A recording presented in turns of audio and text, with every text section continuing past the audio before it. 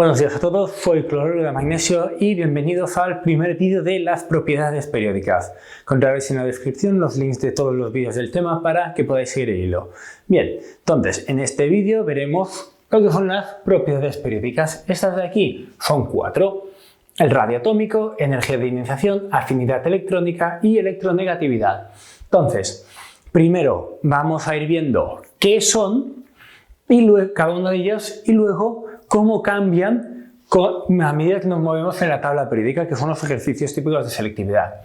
Primero, el radio atómico. Muy sencillo, el tamaño de un átomo, ¿vale? Su radio, ¿vale? Acordaos que el átomo se presupone que tiene forma esférica, con lo cual tiene cierto radio. Cuanto más grande el radio, más grande el átomo, ¿vale? Eso es lo que es el radio atómico. Entonces, nosotros, ¿qué tenemos? Que nosotros iremos valorando cómo afecta el radio atómica a medida que nos vamos moviendo por el grupo o por el periodo. Entonces, si nosotros lo que hacemos es bajar por el grupo, ¿vale? Por ejemplo, hidrógeno, litio, sodio, potasio, ¿vale? Vamos bajando. ¿Qué tenemos? Que nosotros tendremos átomos cada vez con más electrones, con más capas de electrones, con lo cual el radio atómico se irá incrementando, ¿de acuerdo? Con lo cual, disminuir por el grupo implica aumentar el radio, ¿vale? Lo otro que queda es el periodo. Por ejemplo, si nos desplazamos a la derecha, ¿vale? Ponemos como ejemplo boro, carbono, nitrógeno, oxígeno, flúor y neón, ¿vale? A medida que nos vamos yendo hacia la derecha, ¿qué es lo que ocurre? Que tenemos el mismo número de capas, con lo cual el radio a priori es muy parecido, ¿vale? Pero ¿qué ocurre? Que, por ejemplo, si nosotros comparamos boro con carbono, carbono tiene un protón más, ¿sí? Y un electrón más también. Entonces, como tiene un protón más, en el núcleo tiene acumulada un poco más de densidad de carga positiva, y el núcleo cargado positivamente, ¿qué hará con los electrones? Atraerlos por fuerza electrostática. Entonces, el boro, que tiene 5 protones, atraerá sus electrones con cierta fuerza electrostática, pero el carbono, que tiene 6, atraerá los electrones con un poco más de fuerza electrostática, con lo cual tendremos que el radio del carbono será ligeramente más pequeño que el del boro, ¿vale? Precisamente por eso, ¿vale? Con lo cual, nosotros tenemos que, como resumen, el radio atómico aumenta a medida que bajamos por el grupo y nos movemos a la izquierda por el periodo, ¿vale? Eso es lo que implica que el radio atómico aumente. Entonces, luego, otra cosa que se hace en selectividad es comparar el radio atómico de una sustancia neutra con una sustancia catiónica o aniónica, ¿vale? Entonces, nosotros, por ejemplo, si comparamos flúor y fluoruro o sodio neutro o sodio catiónico, ¿vale? En el caso del sodio, acordaos que tiene configuración electrónica 3s1 y el sodio catiónico configuración electrónica 2p6, ¿vale? Entonces, el sodio normal tiene 3 capas, el sodio catiónico solo 2, con lo cual este ya de por sí es más pequeño, pero si comparamos más allá, ¿vale? Por ejemplo, en vez del sodio, vamos a comparar el hierro con el hierro 2+, que tendrán el mismo número de capas, pero ¿qué ocurre? Que el hierro 2+, al ser catiónico, tiene 2 electrones menos que el hierro normal, con lo cual es como que la fuerza de los electrones es más débil, hay predominancia de los cationes, de los protones, con lo cual esos electrones son atraídos más fuertemente. Con lo cual nosotros tendremos que el radio electrónico, el radio iónico del hierro 2+ será más pequeño. Por lo general, un catión tiene un radio atómico más pequeño que el estado neutro. Ahora, en aniones, ¿vale? Nosotros tenemos todo lo contrario. El fluoruro tendrá un electrón más que el flúor normal. Entonces, ¿qué implicará? Una predominancia de los electrones. Entonces, como hay un balance de carga negativa, eso implica que los electrones entre sí se repelen un poco más y eso hace que el átomo se expanda un poco. Con lo cual, el radio iónico de los aniones es más elevado, un poco más elevado que el de los estados neutros. Entonces, en cuanto a carga eléctrica, tenemos esta prioridad: aniones, neutro-cationes, ¿vale? Esto sería lo que es el radio atómico, ¿vale? Por tanto, aumenta a medida que vamos hacia abajo y hacia la izquierda. Bien, energía de ionización.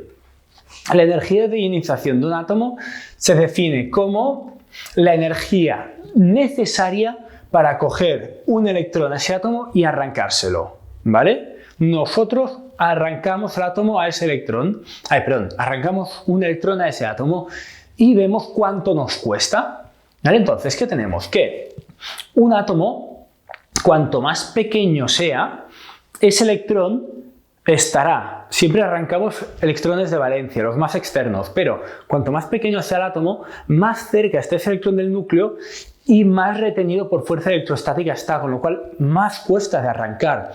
En cambio, si tenemos un átomo muy grande, el último electrón está muy lejos del núcleo, con lo cual arrancarlo es muy sencillo, ¿vale? Con lo cual tenemos que la energía de ionización va en el sentido contrario al radio. Cuanto más pequeño es el átomo, más cuesta de arrancar, ¿vale? Y luego lo que se hace es comparar primera energía de ionización con segunda energía de ionización, ¿vale? La primera energía de ionización de un elemento es ese elemento en estado neutro, le arrancamos un electrón y queda en forma catiónica positiva, le hemos arrancado un electrón. La segunda energía de ionización es a un elemento ya con una carga positiva arrancarle otro electrón para que queden dos positivas. Entonces, de estos dos, ¿cuál será más grande? ¿Cuál costará más? ¿Vale? Entonces, fijaos, nosotros, la primera energía de ionización es una sustancia neutra que le arrancamos un electrón, ¿vale?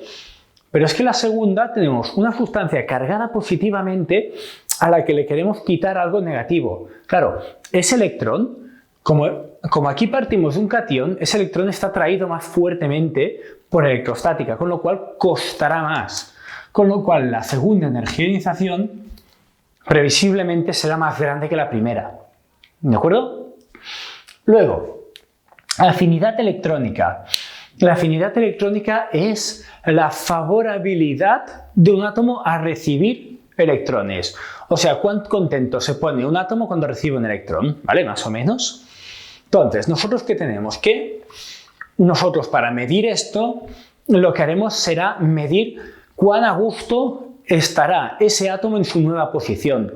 Entonces, ya sabéis que una carga negativa, cuanto más la acerquéis a una carga positiva, mejor, ¿vale? En términos de física, si habéis hecho física me entenderéis, si no habéis hecho física no, que una carga negativa y una positiva estén muy cerca reduce el potencial eléctrico, ¿de acuerdo? Y eso es estable, eso es favorable. Entonces, ¿qué ocurrirá? Que ese nuevo electrón, cuanto más lo acerques al núcleo, más estable va a ser. Con lo cual, cuanto más pequeño sea el átomo, más alta será la afinidad electrónica, con lo cual aumenta a medida que el radio disminuye. Y luego, si comparamos afinidad electrónica 1 con afinidad electrónica 2, ¿vale? Tendremos la afinidad electrónica 1 es una sustancia neutra que le damos un electrón y pasa a ser negativa. Afinidad electrónica 2, que es una sustancia cargada negativamente que le queremos dar un electrón. ¿Qué ocurre? Que a una cosa que esté cargada negativamente va a costar más darle un electrón que algo que es neutro. Con lo cual la afinidad electrónica 1 será superior a la afinidad electrónica 2. Y por último, la electronegatividad. La electronegatividad es una característica de los átomos que tiene que ver tanto con la capacidad de absorber cargas negativas como de retenerlas. Con lo cual, absorber cargas negativas, afinidad electrónica, retenerlas es energía de ionización.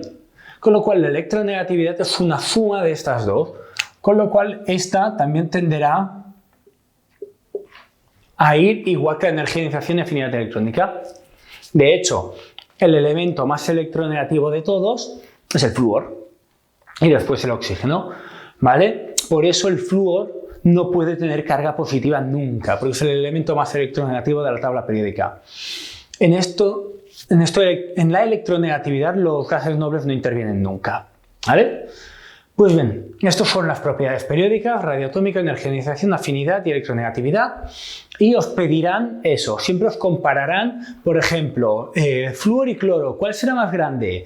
O os dirán carbono y nitrógeno, ¿cuál tendrá una mayor energía de ionización? Entonces siempre os harán comparar o bien dentro del mismo grupo o bien dentro del mismo periodo. Nunca os harán comparar en diagonal, porque allí los cálculos se complican, ¿de acuerdo? Bien, pues esto es todo. Si os ha gustado, suscribiros y dadle un like. Muchas gracias.